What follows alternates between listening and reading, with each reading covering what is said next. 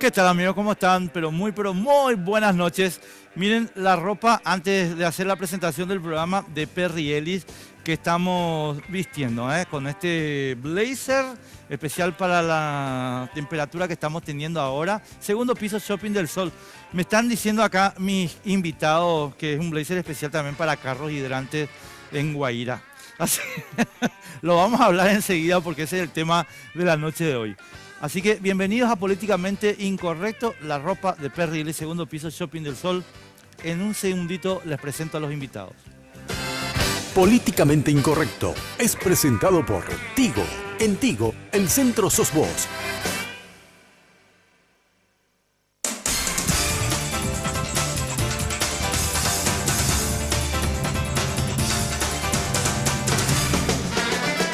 Bueno, crisis en el departamento de Guairá, aparentemente solucionada, pero considerando el nivel de los adversarios, estimado amigo, de los adversarios que están operando aquí, yo no sé si se puede decir que esto está superado, ¿verdad? Y nos están acompañando hoy para ponernos al día sobre la situación el doctor Sergio Cosia. ¿Cómo te va, Sergio? Gracias por estar con nosotros. ¿Cómo estás, Enrique? Muchas gracias por la invitación. Y nuestro querido amigo, y voy a decir ahora sí, vos no te enojes. Nuestro camarada, Juan Ernesto Villamayor. ¿Qué tal, Juan Ernesto? ¿Qué tal? ¿Cómo estás? Muy buenas noches, el cordial saludo a la audiencia y el placer de estar en tu programa. Muchísimas gracias por estar con nosotros. Bueno, esta mañana en el noticiero que tenemos en Noticias Paraguay estábamos haciendo un poquito un recuento de estas resoluciones judiciales que estamos teniendo aquí, Sergio y Juan Ernesto. Yo les voy a pedir, a título de dar pie a la conversación, que nos pongan un poquito al día sobre lo que esto dice, sobre lo que no dice y sobre lo que hicieron creer que dice, que es una tercera cuestión aquí en el asunto. No sé quién quiere comenzar. Lo que dice, vamos por partes, lo que dice. Dice que el Tribunal Electoral no es competente para analizar el título de Rodolfo Friedman como gobernador. En consecuencia, ellos no pueden penetrar ese escenario porque es una cuestión que compete o a la Junta Departamental por un lado o al Tribunal Superior de Justicia Electoral por el otro. Muy bien. ¿Qué dice mal? Eso dice. Eso dice con todas las letras. ¿Qué dice mal? Incorpora una pieza externa al procedimiento. Vos sabés que hace mucho tiempo, y lo sabe toda la ciudadanía, estamos tratando de obtener la nota renuncia para que la misma sea peritada, como corresponde en derecho, con participación de los abogados de Rodolfo Friedman. No hemos podido acceder hasta hoy. La nota sigue escamoteada y sigue escondida. Fíjate que estamos desde enero con esta historia. Llega el mes de agosto y todavía la nota no existe, no está a la vista. Y aparece un dictamen del laboratorio forense, que empieza a perder toda credibilidad y seriedad con esto, que sirve solamente para que no sean procesados los que usaron el documento.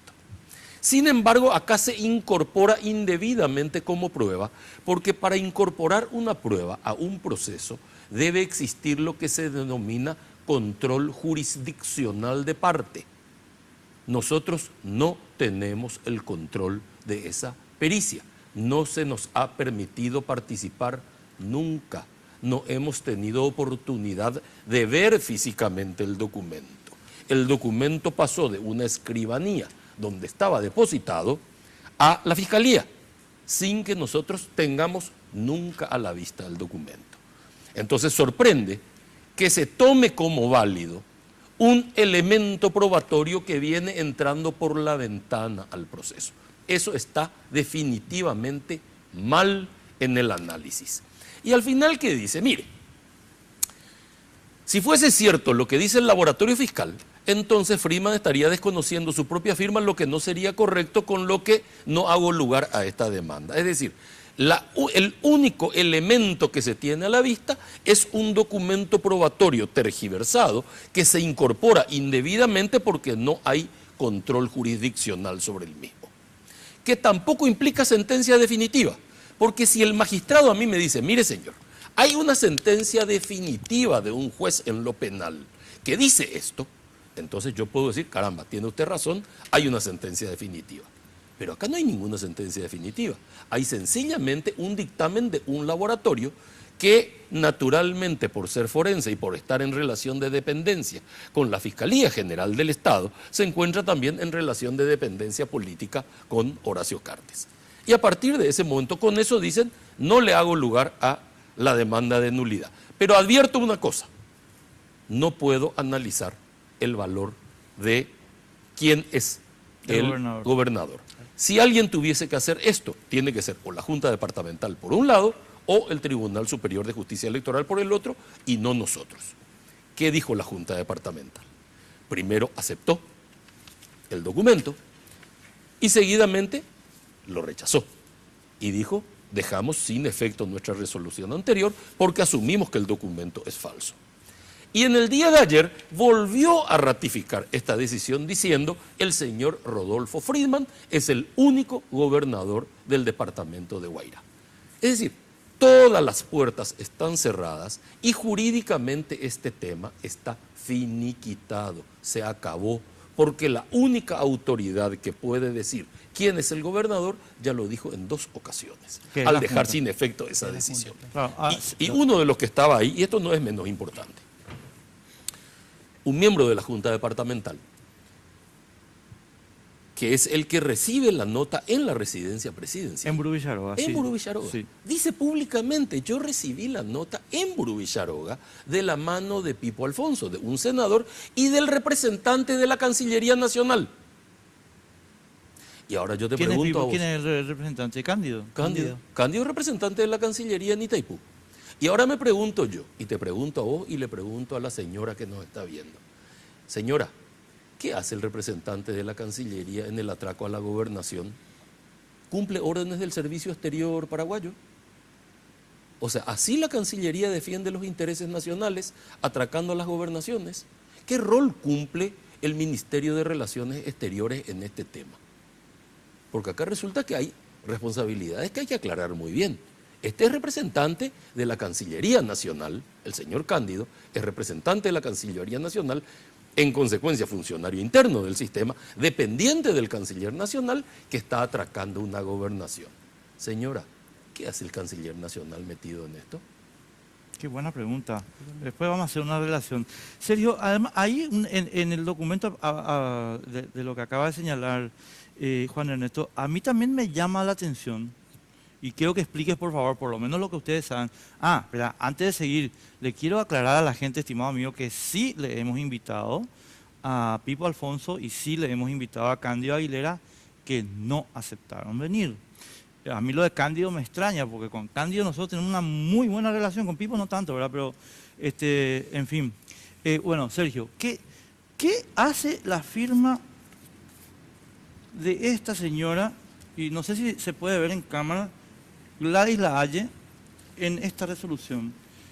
O sea, lo que quiero, porque esta mañana en el noticiero estábamos nosotros señalando que entre las cosas notables, ¿verdad?, está el tema de la premura, de que se hizo en 1 hora, de que no leyó no pudo leer jamás todo el expediente en 1 hora de la reunión de la llamada de Jaime Bestar, la reunión, bla, bla, bla. Pero esto, me pregunto yo, ¿no es un escándalo que esté la firma aquí? Es totalmente, es escandaloso, porque le quiero explicar a la gente qué es lo que pasó. Había 3 jueces que estaban integrando esta sala, la que resolvió no hacer lugar a la demanda. Los 3 estaban recusados. Los 3 estaban recusados y ni uno de esos 3 jueces que estaba recusado era la señora Lahalle. Resueltas las 3 recusaciones, debería haberse integrado con esos 3 miembros. Y pese a que ya estaban resueltas las 3 resoluciones, las 3 recusaciones, ese mismo día, a la mañana, a mediodía de ese día, ella, sin integrar la sala, estampa su firma con un voto inclusive, opinando respecto a lo que dice todo el expediente que tiene más de 6 meses. Pero yo, o sea, y esta pregunta va para los dos un ratito, pero Sergio, a ver, a lo mejor yo estoy mal informado y te pido 1000 disculpas, ¿verdad? Hasta donde yo conozco, los tribunales paraguayos están integrados por 3 magistrados. Totalmente. En este caso por 4. Sí, pero esa es la... Sí. Claro. En este caso hay 4. Pero hay uno que no firma, que es Crosta. No firma. Claro, no firma porque no le dejaron firmar, porque ya había 3 firmas, supongo que no encontró lugar para firmar él. Acá pasó lo siguiente, cuando lo recusan a Crosta, Crosta contesta la recusación. La recusación se va a resolver en el Tribunal Superior de Justicia Electoral. Entonces se remite el expediente completo al Tribunal Superior de Justicia Electoral. No es que se remite solo el informe, allá va el expediente con todos los tomos. Muy bien. Cuando el Tribunal Superior de Justicia Electoral rechaza la recusación a Crosta, Crosta pasa a integrar nuevamente el tribunal. Sigue siendo de 3 en ese momento. Entonces, o la señora Gladys Lahaye firma la sentencia sin tener el expediente a la vista, o cuando firma la sentencia ya tiene a la vista que Crosta es el integrante y no ella. Pero esa es una cuestión que tiene que explicarnos ella. ¿Cómo vino a aparecer su firma acá? ¿En qué momento de este proceso ella pasa a integrar? Porque ella entra en sustitución de Crosta mientras se analiza la recusación de Crosta. ¿Qué figura esta? Pero confirmado Crosta, ella no salir. podía haber estado. Y entonces cuando ella recibe el expediente, porque no lo tenía en su poder, estaba la confirmación de Crosta en el expediente. O de lo contrario, Gladys Lahaye firmó sin tener el expediente a la vista. Cualquiera de las dos situaciones constituye una irregularidad severa. Totalmente. A ver, yo soy un poco atrevido y les pido disculpas.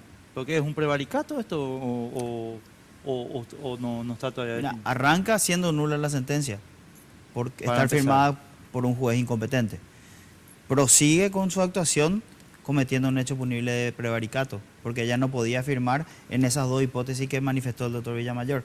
No puede firmar sin estar integrando la sala y tampoco puede firmar sin tener el expediente a la vista, que son las dos hipótesis por las horas en las que ocurre. Claro. O sea, a lo que yo voy nomás es, y después de esto, y yo les pido disculpas, pero estoy repitiendo un poquito lo que hablamos ya esta mañana en el noticiero. ¿Sabes lo que pasa, Sergio y Juan Ernesto? Después de esto, ¿cómo vos crees en Jaime Bestar? Después de esto, ¿cómo crees en el sistema de justicia electoral? A ver, yo en el sistema de justicia electoral tengo mis dudas. En el resto del sistema de justicia tengo muchas dudas más. O sea, casi esto era una isla que tenía una parcial credibilidad. Desde el momento que un tribunal me dice que acepta una prueba como la del laboratorio forense, yo creo que han perdido toda credibilidad, la han tirado por la basura. Totalmente. La denuncia que yo tengo a hoy es que nosotros ayer estábamos presentando un recurso de amparo. Van 2 abogados nuestros, uno de la capital y uno del Guairá, porque por el orden del sorteo eso llega hasta Pedro Juan. Llegado a Pedro Juan, aparece el abogado de uno de los actores, de uno de los guaireños, con 3 sicarios. La denuncia está hecha. La denuncia está hecha. Y le amenazan de muerte, arma de fuego a la vista.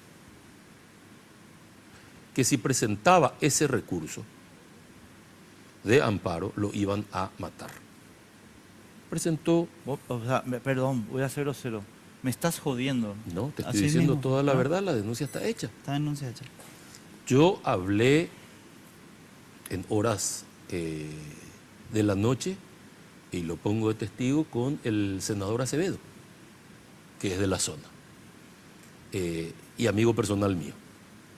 Y le dije, por favor, senador, intervenga, vaya a la comisaría, vea qué está pasando, póngase en contacto, porque nuestra gente está amenazada y la tienen retenida dentro de la comisaría a un abogado que tiene que ejercer la profesión, supuestamente para protección, impidiéndole realizar la presentación forense.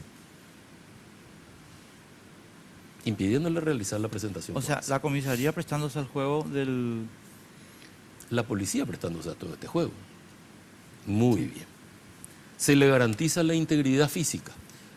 Y hablando después para realizar la presentación, nos encontramos con que, según denuncias que recibimos del lugar, el juez ya estaba recibiendo también llamadas telefónicas del Tribunal Superior de Justicia Electoral para que no haga lugar a las medidas cautelares. Y entonces la situación pasa a ser que supuestamente se van a recibir los pedidos a trámite, pero que no se van a otorgar las medidas. Con lo que queda claro que el trámite ¿en qué va a concluir? En el cumplimiento de orden superior nuevamente.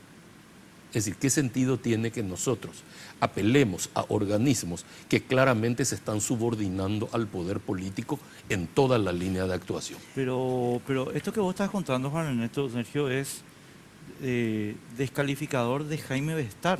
¿Qué hacemos con Jaime Bestar? Por lo menos lo recusamos de todo lo que quede Claro. nuestro por delante en este momento. Tenemos que recusarlo en forma sistemática.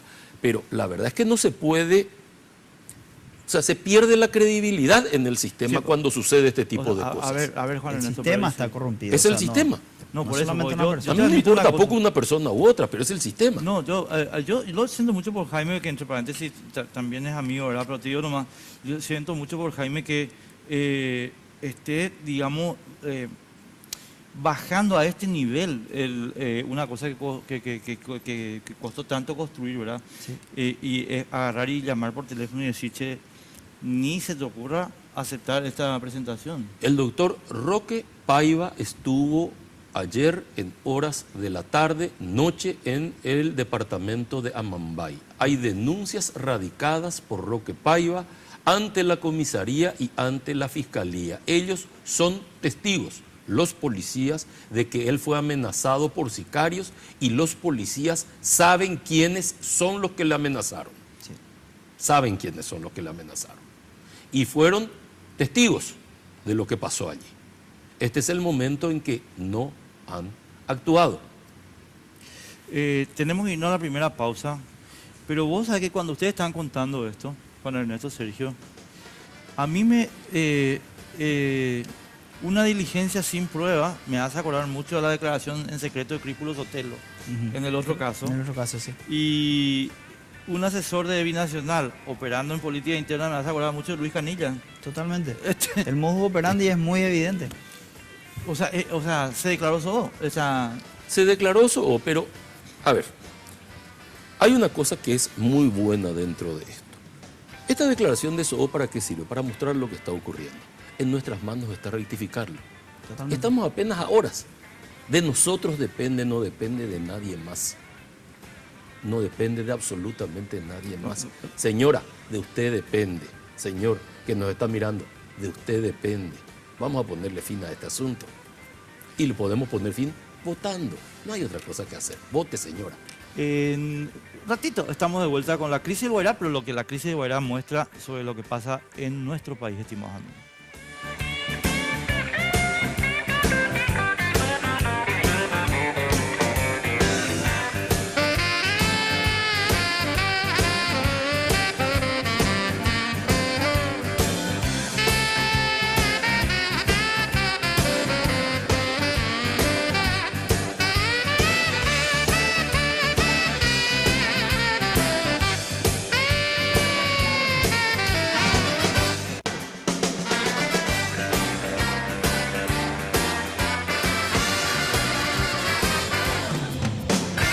Celebramos 25 años y venimos cargados de regalos. Solo por agosto, si sos cliente Tigo Business, podés disfrutar de los increíbles beneficios que tenemos para vos. Conecta tu negocio al mundo con los descuentos y ofertas que tenemos en los planes de internet o lleva tu nuevo smartphone 4G LTE con 100% de descuento. Para mayor información sobre estos y otros beneficios, contacte a su ejecutivo de cuentas o visite la tienda más cercana. Gracias por estos 25 años contigo.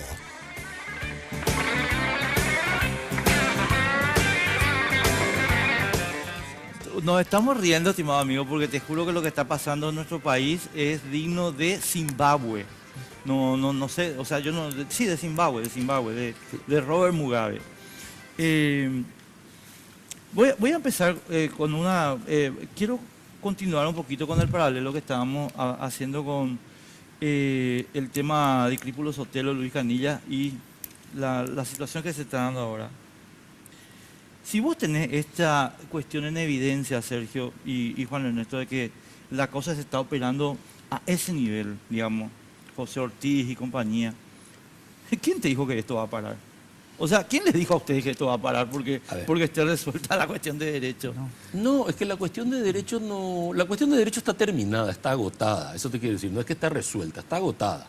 Ellos naturalmente pueden inventar una interpretación esotérica sobre el tema supongo que de la mano de Joshua o alguno de ellos, sí, de sus asesores, y pueden, de la mano de Maduro, que es coincidente en algunas cosas, establecer que en atención al horario lunar se puede hacer alguna nueva interpretación de esto. Esto no da para más, la gente se da cuenta que esto no da para más. Es la gente la que reaccionó voluntariamente, se presentó espontáneamente al lugar, en contra de lo que dice la propaganda oficial. Porque de haber movilizado 3.000 o 4.000 personas, habría un gran dispositivo de transporte en la zona. Y ni los drones de la policía nos mostraron el dispositivo de transporte. Entonces, yo no puedo traer 3.000 personas como si fuesen promeseros, desde Coronel Oviedo, como dieron a entender, hasta la ciudad de Villarrica. Sí. O sea, eso es imposible de hacer.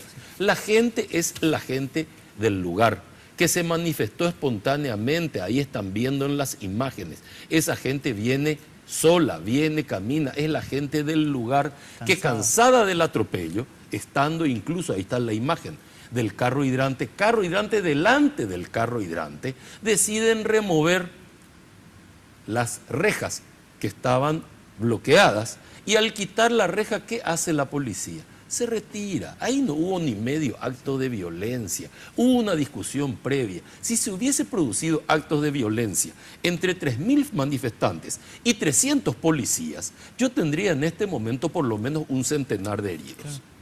Díganme dónde están los heridos, díganme dónde están los lesionados.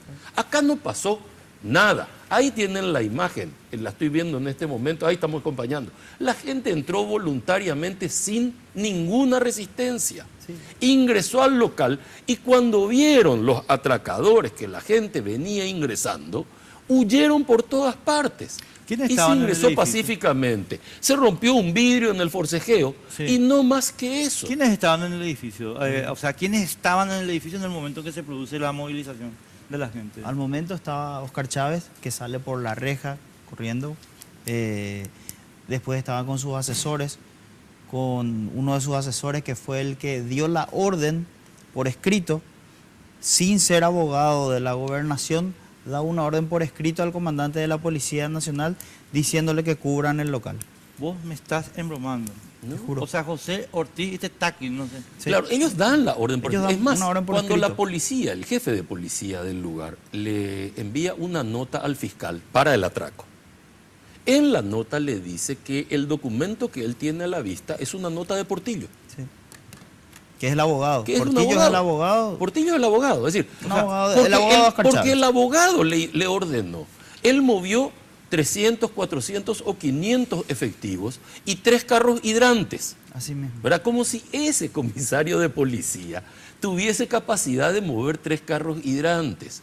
Queda claro que ya estaban intentando darle un ropaje al atraco que iban a producir porque sabían que no tenían orden judicial. Totalmente. Le envían la nota al comisario. ¿Y qué hace el comisario?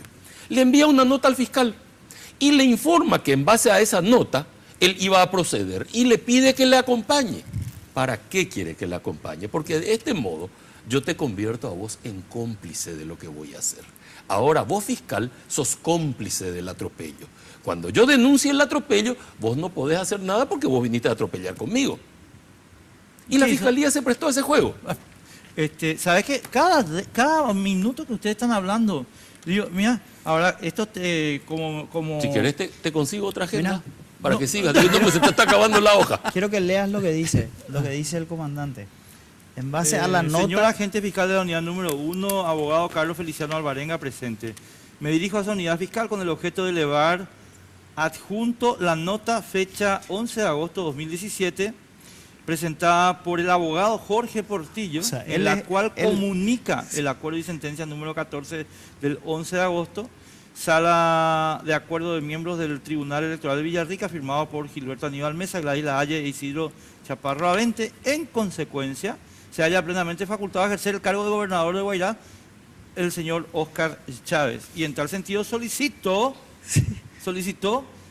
con acento en la O, acompañamiento policial. Sí. Por la nota. O sea, por la nota le solicita acompañamiento policial. Cuando la sentencia dice claramente que ellos no pueden resolver quién es el gobernador.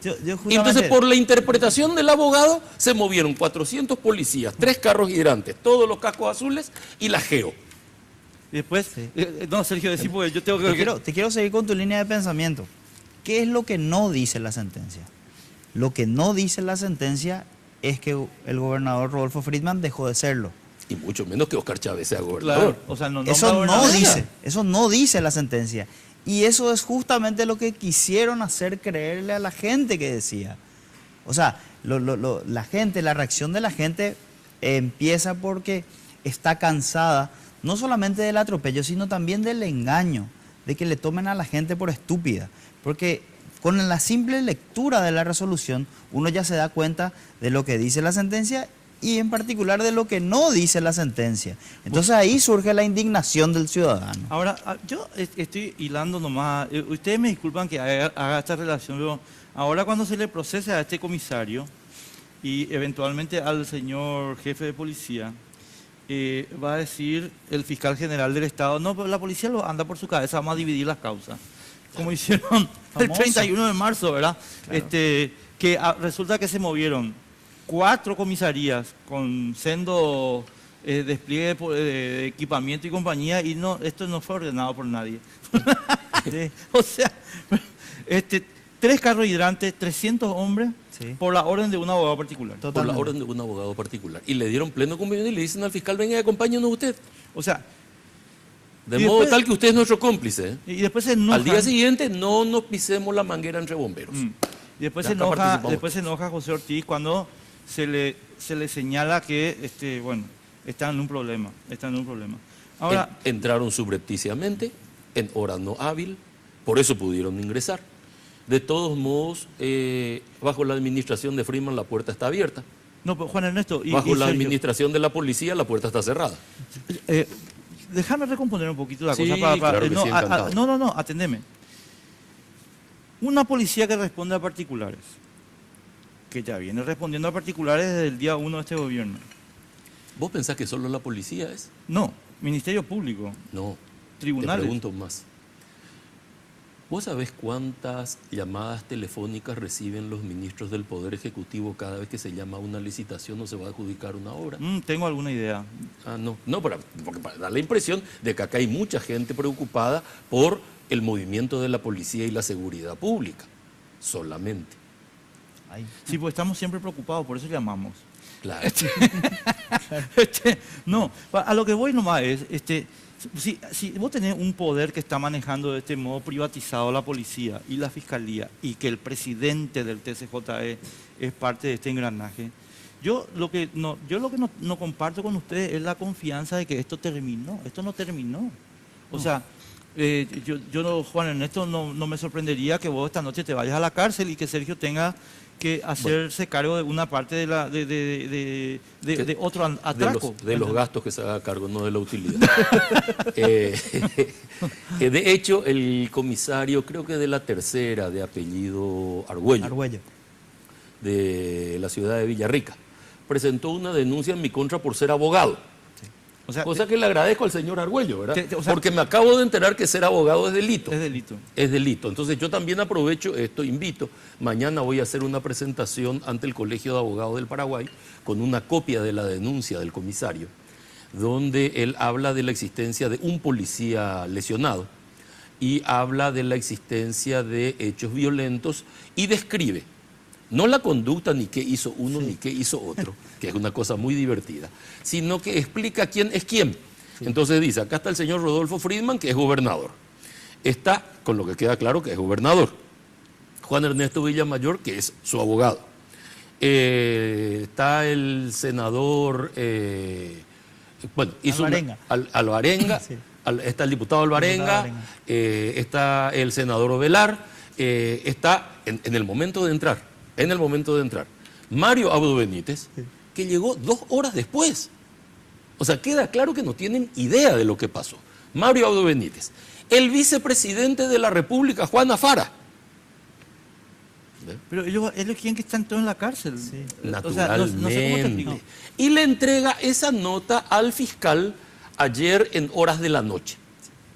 Naturalmente ellos hacen todo de noche, ¿verdad? Nada se hace de día. Está todo también se hace de Roque. noche. Está también Roque Paiva. Roque Paiva está. Que Roque estaba Paiva en- dice, está Roque Paiva.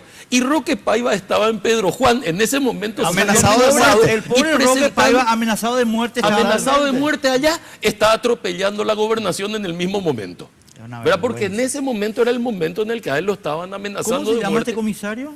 Arguello Arguello. creo que es el apellido. El apellido Arguello, Sí, sí. en el teléfono está la copia de la... Nosotros todos tenemos, el teléfono sirve para tantas cosas. Sí, hoy en para día. muchas cosas sirve. Naturalmente nos envían, resulta que acá hay un sistema, a ver, ellos pinchan los teléfonos y se enteran de lo que nosotros decimos. Y mucha gente que está con ellos voluntariamente nos manda la información de lo que hacen ellos. Entonces, la verdad es que acá no hace falta ningún servicio de inteligencia porque todo el mundo cuenta todo.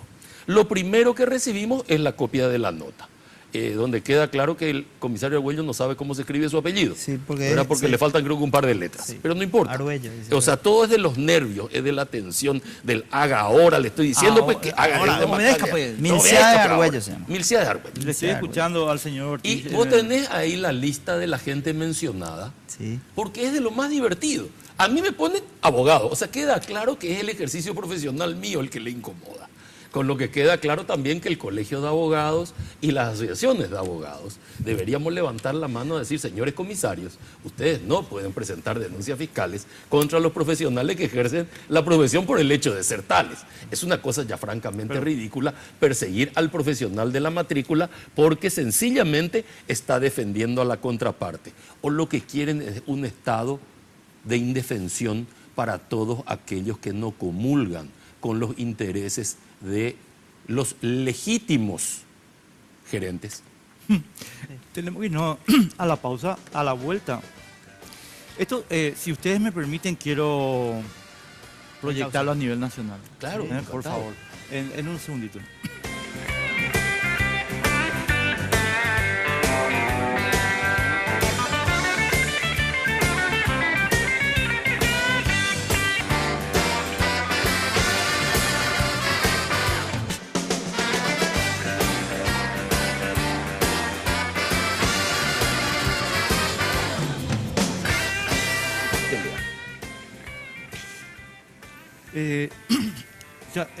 Mira, estamos hablando fuera del micrófono. Juan Ernesto me hace una observación que me parece correctísima. El tema de Guairá es un tema nacional. Pero yo, Sergio y Juan Ernesto, a lo que quiero llegar, a lo que quiero mostrar, digamos, es que este es el modus operandi del grupo Cartes. O sea, lo que ustedes están sufriendo en Guairá ahora es el mismo modus operandi del 31 de marzo, 1 de abril. Y eventualmente... Vos sabés que esta mañana estuvimos en el noticiero hablando con Rodolfo, y Rodolfo tiró una hipótesis, ¿verdad? Aunque para él no es hipótesis, obviamente nosotros tenemos que hacer un chequeo, ¿verdad? Pero quiero compartirla con ustedes para que se entienda un poquito. Nos decía Rodolfo esta mañana, ¿qué pasa acá? Acá lo que pasa es que el señor Juan Carlos López Moreira, gerente del Grupo Cartes y jefe de gabinete, quiere que Minas del Paraguay pierda la explotación, La concesión. la concesión de las minas de oro, porque él con unos italianos quiere entrar.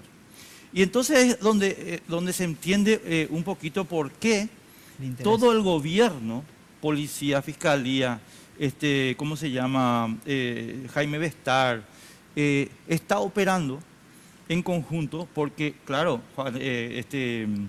Juan Carlos López Moreira no es cualquier, están ahí en competencia con José Ortiz para ver quién está más cerca de Horacio, ¿verdad? Entonces no es cualquiera nomás al que hay que satisfacerle a uno que está en el verdadero círculo íntimo. Entonces yo honestamente creo que lo que nos contó esta mañana Rodolfo Friedman es verosímil, ¿verdad? Pero ahí es donde yo entro, Juan Ernesto y Sergio, y necesito, bueno, chicos, pero este es un modo operandi a nivel nacional que se está usando en todos los rincones del país, en todos los asuntos del país. Bueno, en todos los rincones, sin duda, y en todos los asuntos que guardan relación con los intereses económicos de un grupo también. O sea, nadie puede buenamente dudar de que el sistema administrativo del Estado paraguayo está cubierto de un sinnúmero de irregularidades. Es una irregularidad tras otra. Es decir, el quiebre institucional sirve para dar paso a la arbitrariedad. Y la arbitrariedad trata de justificarse de cualquier modo. De hecho, no necesita justificación. Entonces establecen solamente eslogan o campañas o tratan de justificarse de ese modo, tratando de imponer el imperio del terror para que la gente decaiga anímicamente. Se encontraron con gente que no decae. El único problema que están teniendo es que la gente no decae, la gente se acostumbró a vivir en democracia. Hay gente que peleó contra Stroessner, ¿verdad? Que era un enemigo un poco más grande que este, y me incluyo en esa lista, y no tengo ningún inconveniente en mantener mi espíritu alto y decirle a la gente, es cuestión de horas, esto se termina el 17 de diciembre, porque de nosotros depende que se termine. Nosotros no queremos, los paraguayos, no queremos vivir esta situación. No queremos seguir viviendo en medio del atraco, en medio de la violencia, en medio de la prepotencia, en medio del aquí mando yo, en medio del beneficio gigantesco, sin límites e irregular de su grupo gerencial en contra de la pobreza a la cual está sometiendo a la población. Porque finalmente acá, para que un grupo gane dinero, el otro lo tiene que perder. Sí. Y lo pierde la mayoría de los paraguayos. Lo pierden los hijos de estos policías que están perdiendo, hipotecando su futuro en el momento en que van a cumplir una ilegítima orden superior que le priva a la República de la institucionalidad que es indispensable para que usted tenga futuro. Ese es el problema de fondo. No crea que porque el día de la votación le dan a usted 500.000 guaraníes y le retienen la cédula. Señora, señor, esos 500.000 guaraníes son el costo que usted va a pagar durante 5 años. No es un crédito, es un déficit tremendo. Hay que entender lo que ocurre. Vaya, vote y elija libremente. Nosotros no hacemos más que luchar para defender la institucionalidad.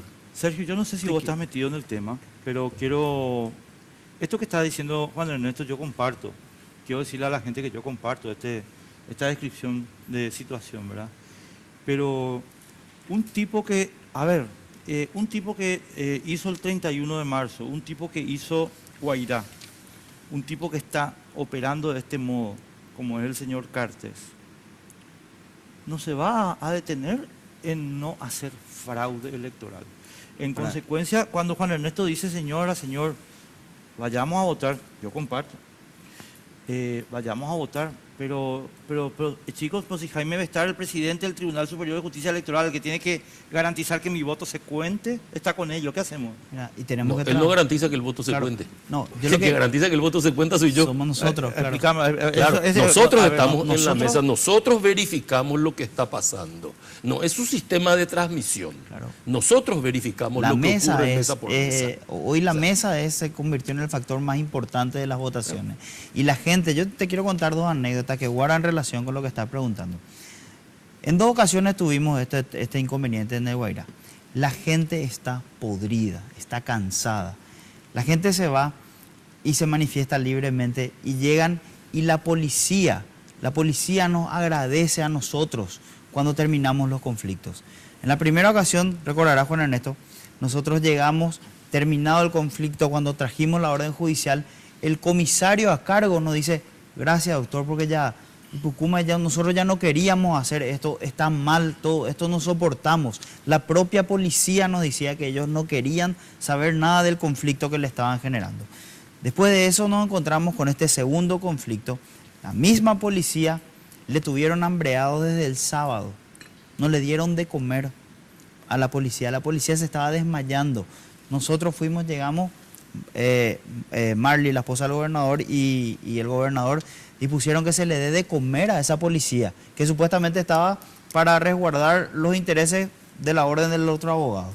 Sin embargo, toda la ciudadanía que llega ahí se queda ya en decir, bueno, basta ya de este tema. Por eso que no hubo ninguna resistencia cuando entra la gente. Por eso que la gente dice, pasen. ¿Por qué te comento esto? ¿Por qué te comento que la gente está podrida? Porque esa misma gente es la que ese día tiene que ir a controlar su voto, tiene que ir a trabajar en las mesas de votación, tiene que ir a defender los resultados de las mesas de votación y de los locales de votación. Y esa gente cansada es la que le va a decir basta a este gobierno. ¿Vos pensás en serio que esta misma gente que estamos viendo en los cuadros que se está proyectando, se convocó voluntariamente y que estuvo dispuesta a enfrentar la policía para reponer un sistema institucional? Es gente que se va a comprar ese día, el día de la votación. Bueno, Ernesto, mira, ¿querés que te diga la composición que yo me estoy haciendo? Y que quiero contarle, ¿sí? que yo ya hablé con Marito analizarlo.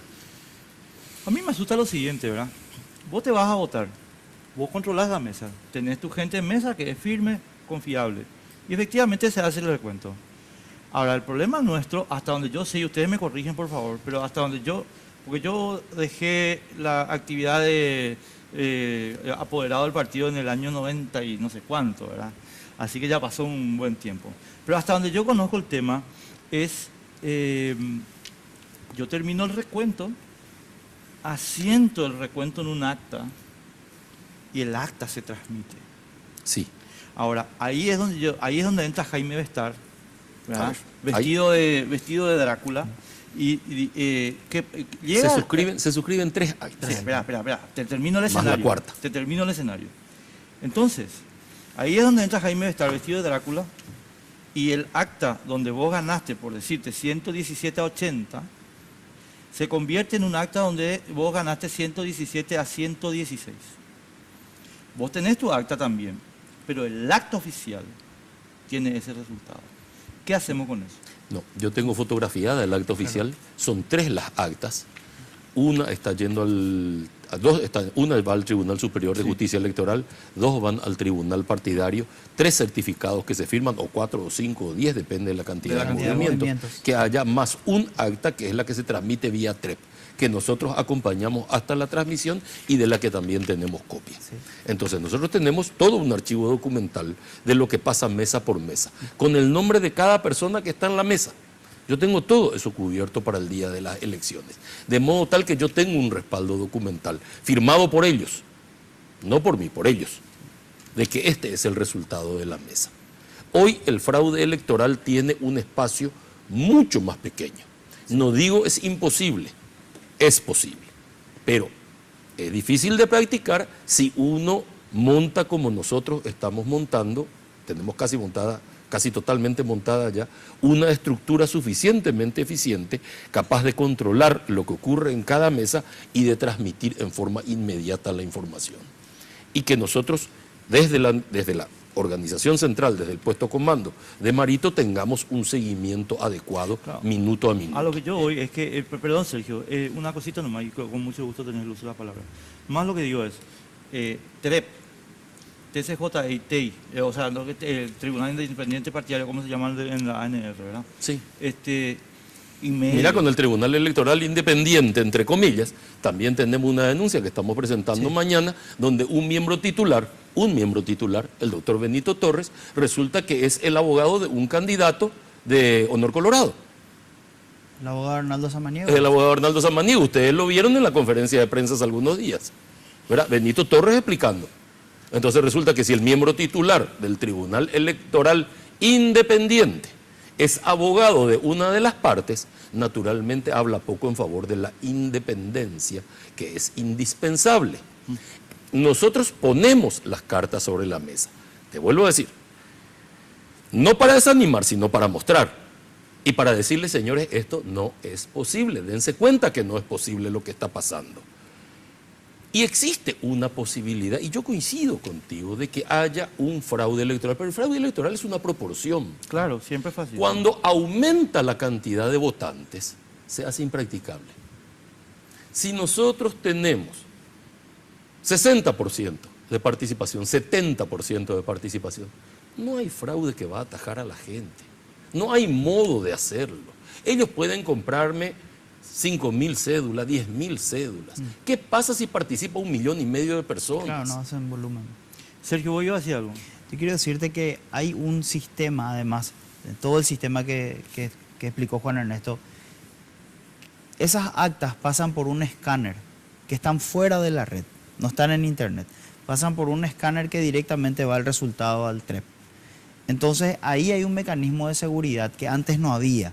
Antes era fácil comprar la cédula, comprar esto, hacerle votar a gente, a muertos. Ahora es mucho más complicado porque terminada el acta, firmada el acta, pasa por un escáner para que sean recontados los resultados. Y naturalmente que tenemos un temor de la trampa, pero ese temor no nos da miedo. Al contrario, nos pone alerta a nosotros para cuidar todos los espacios que en algún momento yo siempre digo lo siguiente, fueron ¿verdad? vulnerables, ¿verdad? A mí, Juan Ernesto, yo comparto tu optimismo en el sentido siguiente. hay dictaduras que fueron derrotadas por la vía electoral. Está la dictadura de Pinochet, está la dictadura de Daniel Ortega, el primer régimen sandinista, está la dictadura de Ferdinando Marcos, que eran cosas brutales, así, derrotadas electoralmente. Pero también está Nicolás Maduro con un fraude de 4 millones de votos.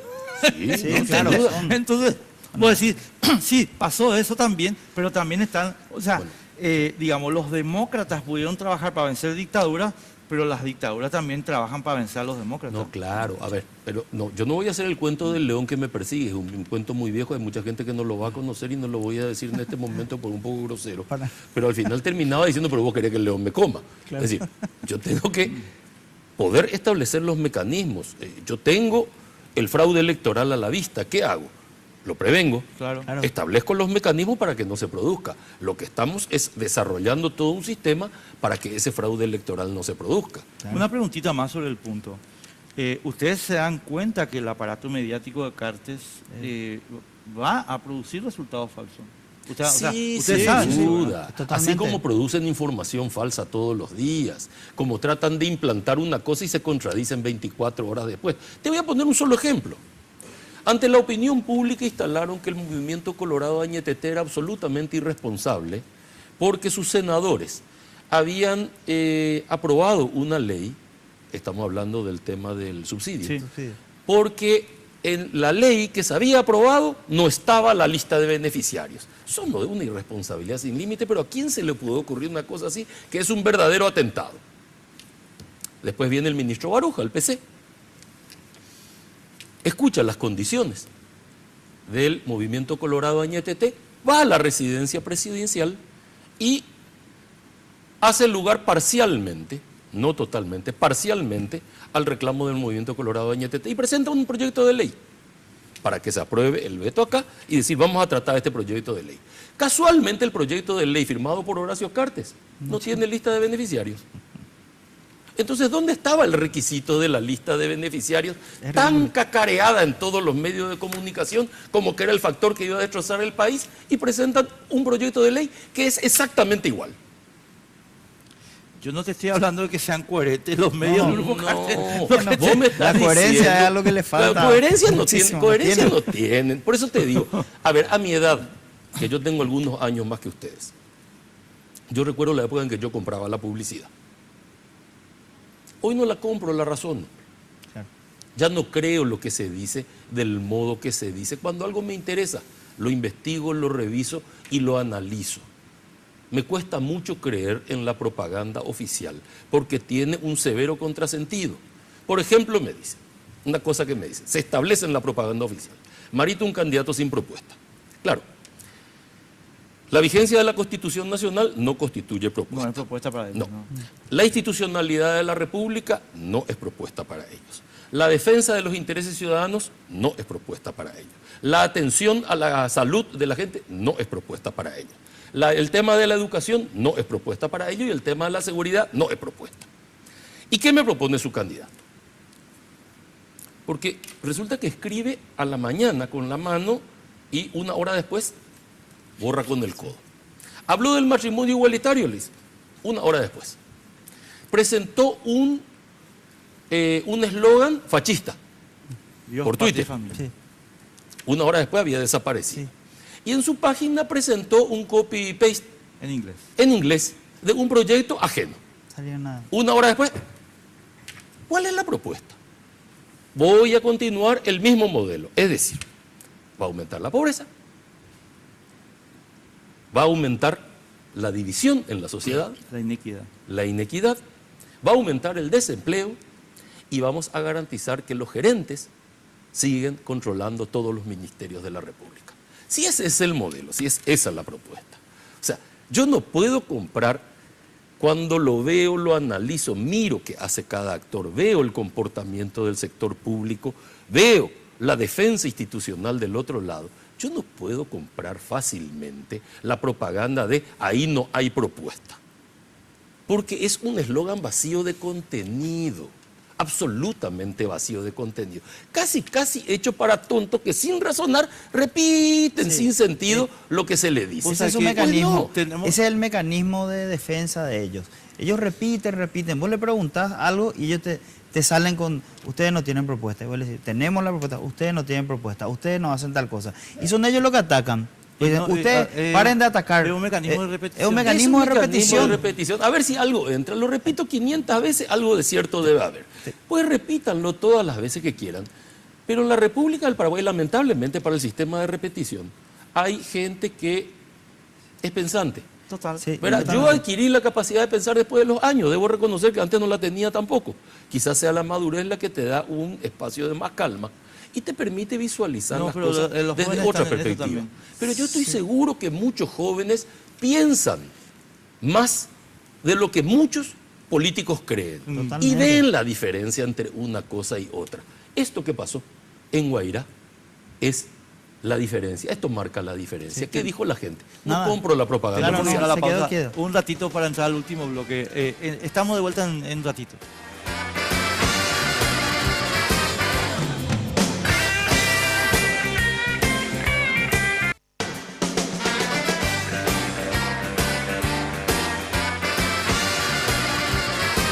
Bueno, vos sabés que Jazmín y Vero, después hay que hacer una grabación de lo que hacemos fuera de micrófono. Yo creo que está todo grabado. Sí, no porque- creo tampoco que se les haya pasado. Sí.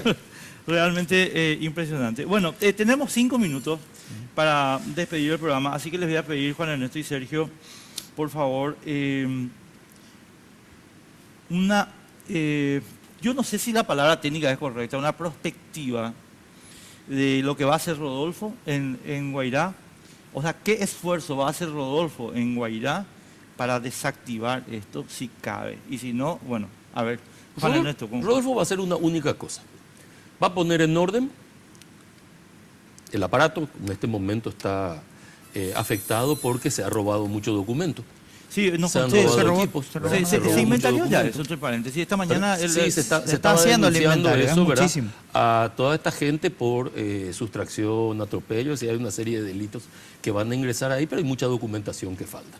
Entre tanto, mientras un equipo técnico está revisando toda la documentación faltante y poniendo en orden los archivos, lo único que hay que hacer es abrir las puertas de la gobernación y recibir a la gente, porque la gobernación es una institución que está al servicio de la gente y tiene que funcionar.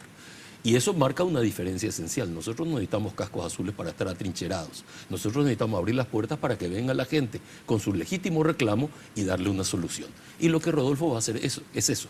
Va a abrir las puertas y va a permitir que la gente entre. No importa que venga un manifestante, no importa quién venga. El que tiene un problema tiene que ser atendido y si está al alcance de la gobernación, el problema tiene que ser resuelto.